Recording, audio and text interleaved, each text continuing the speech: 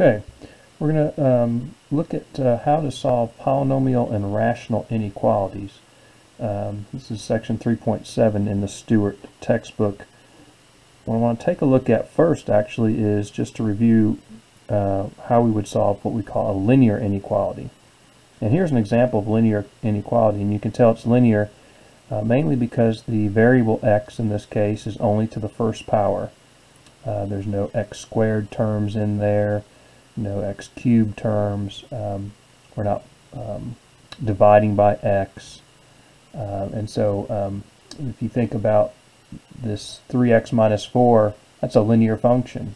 5x plus 1, that's a linear function. The only difference between an equation and an inequality, of course, is the inequality symbol. This is the symbol greater than. So when we talk about solving the inequality, we're talking about all the values of the variable, in this case x, that satisfy this inequality. So when we solve these types of inequalities, we solve them like we would a linear equation. We try and get all the x variables on one side of the inequality and all the terms without a x variable on the other side, and then get the coefficient in front of x to be equal to 1. So let me illustrate that. First thing I would do here to get all the x terms over here on the left hand side, for instance, is to subtract 5x from both sides.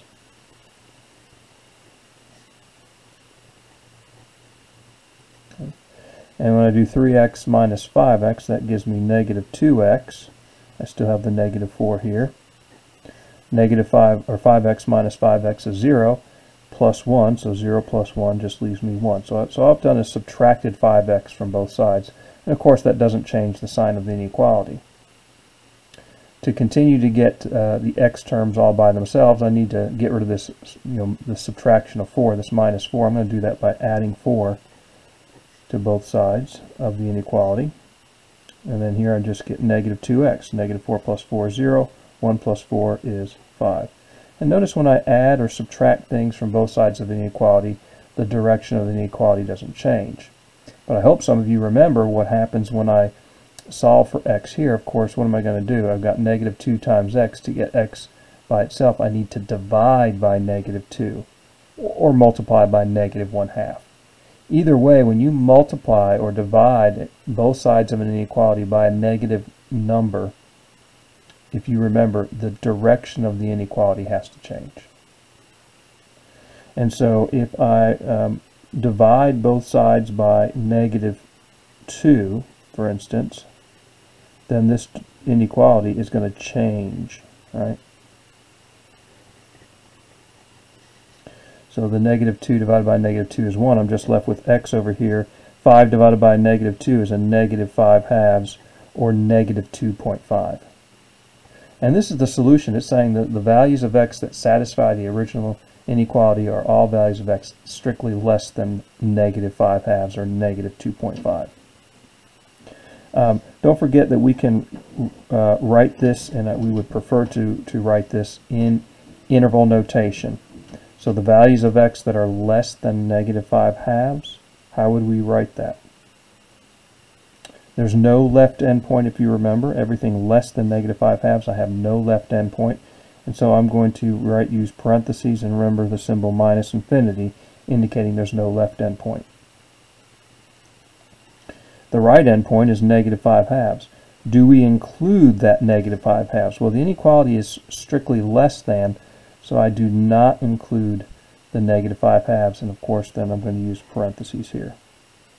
Now, let's just suppose in this inequality that instead we had greater than or equal to, which is written this way with one line underneath it. This is greater than or equal to. Now we get down to here, of course, then this would still be greater than or equal to here. The direction would change to less than or equal to. And the only difference in this solution then would be what? That we would have now less than or equal to negative 5/2, meaning we would now include negative 5/2. So just that would be the difference in the solution had the original problem had the inequality greater than or equal to. So this is just a review. I hope that you remember how to solve linear inequalities. What we're going to look at is how to solve non-linear inequalities, essentially what we call polynomial and rational inequalities. And this process is different than what I just did. And so I want to make sure that you understand the difference. So here with linear inequalities, we're trying to isolate the value of x on one side of the inequality, right? And we get our solution. It's a little bit different when we go to polynomial and rational inequalities. So let me give you an example. Some examples. Let's solve the following inequalities. Now these are not linear inequalities. If I were to, of course, on this side I have a polynomial that is in factored form. If I expand this all the way out, multiply all this out, I'm going to get turns out to be a degree 4 polynomial. So I'll get x to the 4th plus something x cubed plus something x squared and so on. So this is not linear. Of course, greater than or equal to 0 is what we have here. And in this form, this is the form we want to have nonlinear inequalities in. We want to get 0 on one side. And to show you, to illustrate this, I've actually graphed this polynomial function down here. And I hope you remember from our analysis previously about polynomial functions, I hope you recognize, first of all, that this polynomial has factors of x, x minus 3, of course there's two x minus 3 factors, and x plus 2, which means it has zeros of 0, 3, and negative 2. So that should come right out that this polynomial has zeros of 0, 3, and negative 2. And that means when we look at the graph that we're going to be on, those are going to be x-intercepts, right? At 0, 3, and negative 2. And another thing is, notice 3 is a 0 of multiplicity 2, right? Multiplicity 2, because there's two x minus 3 factors. Do you remember what happens to the graph of the polynomial when it is multiplicity 2? What happens is what? That it touches the graph and turns around, and you see we have that behavior for the polynomial function. The other two zeros of negative 2 and 0 are zeros of multiplicity 1, and we pass through the graph at those points. The highest degree term for this polynomial, if I were to multiply this all out, is x to the 4th, which if you think about it, what does that tell me about the end behavior? If the leading term is x to the 4th. It tells me that it rises to the left and it rises to the right, as we see here. So, at any rate, this is just a quick review of polynomial functions and their graphs. But the question we have here now is, when is this polynomial function what? When is it greater than 0? When are these values, different values that we can get plugging in different values of x, when are they greater than 0? We know they're equal to 0 when x is negative 2, 0, and 3. That's what we just said. What are we looking for then when it's greater than 0? We're looking for when the graph is above the x-axis, when the y value is positive. And what we'll note then is, once we know the zeros of the polynomial, we're going to realize that it's going to be in between any two zeros. It's either going to be always above the x-axis or always below the x-axis, because the only place it touches the x-axis is at these zeros. So if I can put the polynomial in factored form on one side of the inequality and have 0 on the other side, then I can answer the question. Typically what I like to do is what I call a sign check. And what I'm going to do when I do my sign check is I'm just going to draw the x-axis down here. And I'm not going to sketch the graph. I'm simply going to find the zeros and indicate right above that the sign, well, essentially it's 0 at each of these locations, the polynomial 0. But the sign in between any of these two zeros is either what? It's above the x-axis, then the y value is what? Always positive, and I'll put a positive sign. Always between what? X equals 0 and x equals 3, we're above the x-axis. Between negative 2, x equals negative 2 and x equals 0, the graph is always below the x-axis. So I'm going to write a negative sign there.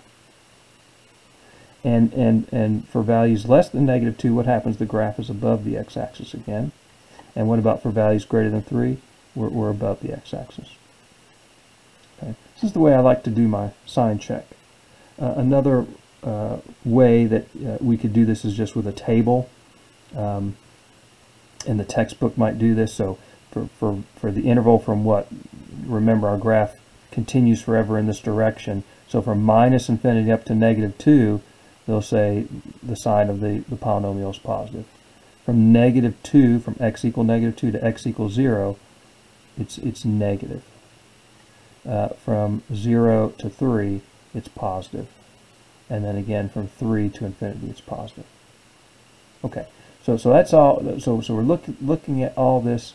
Let's go back to the inequality. So now what's the solution? We're looking for when is this polynomial what? Greater than 0, above the x-axis. When is it positive? Well, we've indicated the intervals where it is positive. And so our solution, the x values are what? It's positive when x is what? Less than -2, between 0 and 3, and greater than 3. Notice we're not going to include 3 because at exactly x equal 3, this is equal to 0. Not greater than 0, but it's equal to 0. And so what would my solution be? Everything less than -2 in interval notation is written that way. Everything from 0 to 3, okay, and you remember this symbol right here? We use that symbol, it's the union symbol, means or. So this interval, or from 0 to 3, or from 3 to infinity, right, from 3 to infinity. So we have these three intervals, and that's our solution. So it's the solution for nonlinear inequalities are often given in terms of these intervals. It's not just one interval, but it may be many intervals. Now look at the difference now. I've got the same polynomial, right, but the only thing that changed was from greater than to greater than or equal to. How does the solution change now? Greater than or equal to 0. Well, now we're going to include what? When this is equal to 0. Where is it equal to 0 at again? When x is -2, 0, and 3. So now the solution becomes minus infinity to -2. This time I include -2. Here I excluded it, so remember parentheses exclude. How do I include? What do I do to include it? Bracket. Right. Always parentheses on the minus infinity. And then including what? Bracket on the 0, bracket on the 3. And then what? Bracket on the 3 to infinity. Now, this part right here, I'm being it's kind of redundant. Why would you say from 0 to 3 and then from 3 to infinity? You're including 3 in both of these. So typically what we'll do is we will write this as one inequality. In other words, right, it's everything from 0 to 3 and from 3 to infinity, but also including 3. So essentially it's everything from 0 on up. So I will just write for this interval 0 to infinity. Right, so that would be the way we would combine those two together because we're including 3. Here we can't do it because we're excluding 3. We do have to write these two separate intervals. Here we can combine these as one. What about this? When is this same polynomial less than 0 now? Well, now we're looking for when it's negative. Where is it negative? It's only negative what? When between values of x between what? -2 and 0. And since it's strictly less than 0, we do not include -2, nor do we include 0.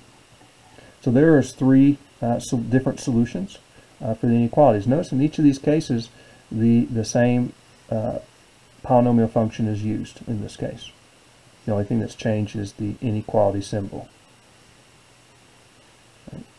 Another type of inequality we can encounter is a rational inequality, and we just finished talking about rational functions.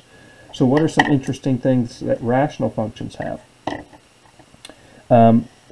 Well, take a look at this thing. One of the things rational functions have are vertical asymptotes. Right?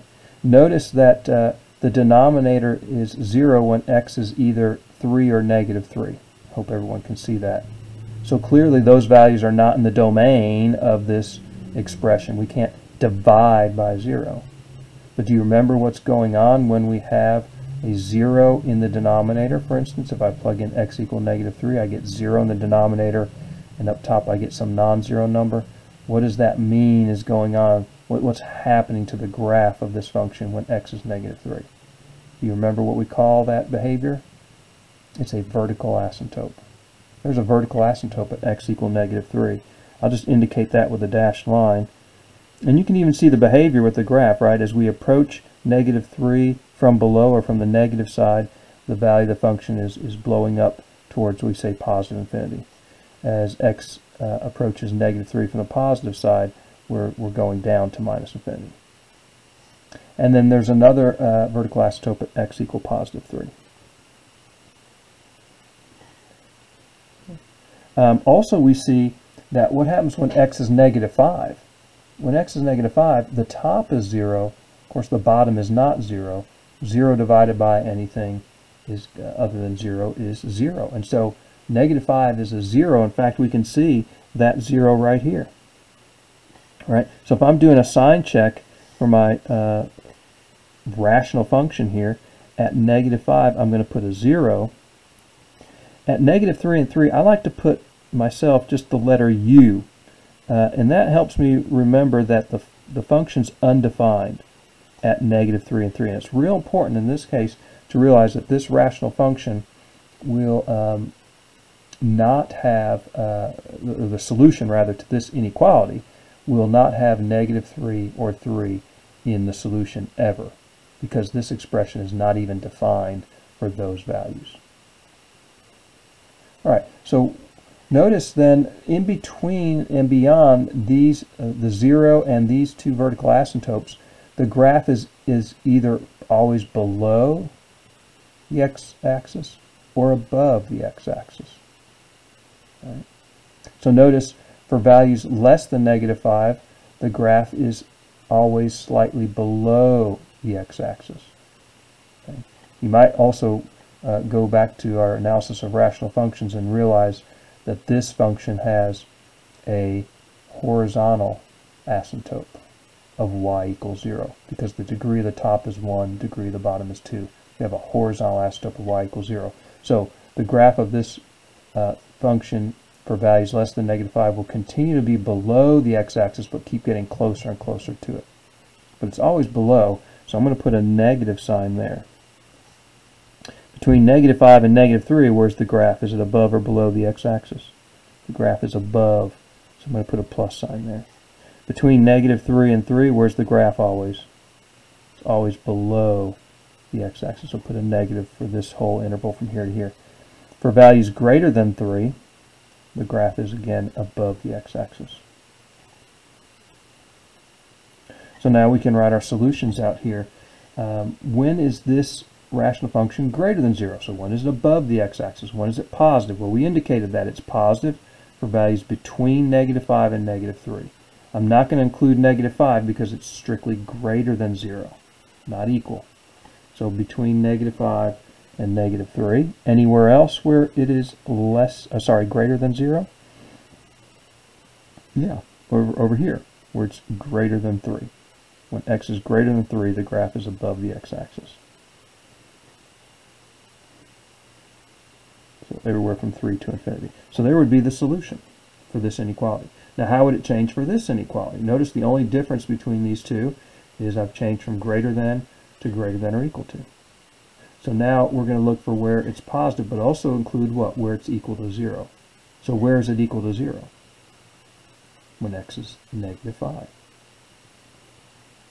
So I'm going to do a bracket this time on -5.